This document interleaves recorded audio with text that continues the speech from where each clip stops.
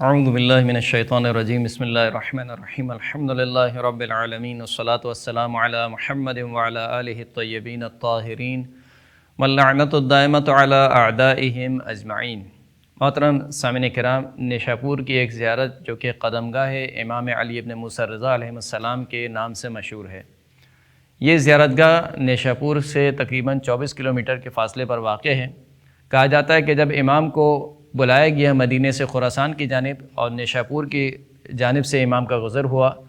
تو نیشاپور کے اس مقام پر پہنچ کر امام نے نماز پڑھنے کا ارادہ کیا تو لوگوں نے بتایا کہ یہاں پر پانی موجود نہیں ہے۔ امام نے تیمم کے لیے زمین پر ہاتھ مارا اور امام کے ہاتھ کی برکت سے ایک چشمہ پھوٹا کہ جس کو چشمہ امام رضا علیہ السلام کہا جاتا ہے، اور آج بھی اسی نام سے وہ چشمہ موجود ہے اور اسی مقام پر ہے۔ امام نے وضو کیا اور وضو کرنے کے بعد نماز پڑھی۔ کہا جاتا ہے کہ جب امام نماز کے لیے کھڑے ہوئے تو گویا امام کے قدموں کے نشان زمین پر ثبت ہو گئے اور زمین کے اس ٹکڑے کو کاٹ کر ایک دیوار پر نصب کر دیا گیا، اور اسی وجہ سے اس جگہ کو قدمگاہ امام علی ابن موسیٰ رضا علیہ السلام کہا جاتا ہے۔ البتہ بعض تاریخی کتب کے مطابق یہ والا جو واقعہ ہے وہ ایران کے جو ایک گاؤں ہے جس کا نام دہ سرخ ہے، وہاں پر واقع ہوا تھا، اور وہ اس طریقے سے تھا کہ امام نے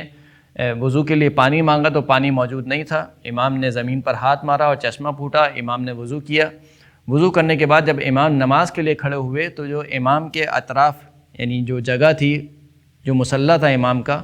وہ زمین سے کچھ اوپر اٹھ گیا، اور پھر اس جگہ کو مشہور کر دیا گیا قدمگاہ امام علی ابن موسیٰ رضا علیہ السلام سے۔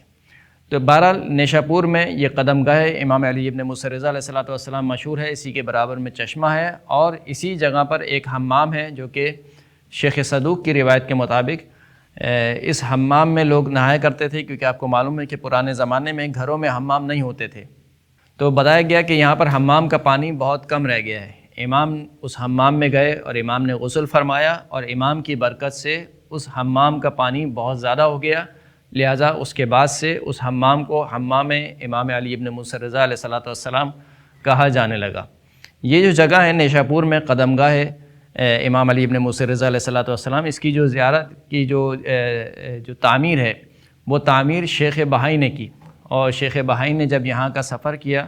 شاہ عباس اسماعیل صفوی اول کے ساتھ سن 1020 ہجری میں، تو شیخ بہائی نے ایک نقشہ دیا، اسی نقشے پر یہ اس زیارتگاہ کی تعمیر کی گئی۔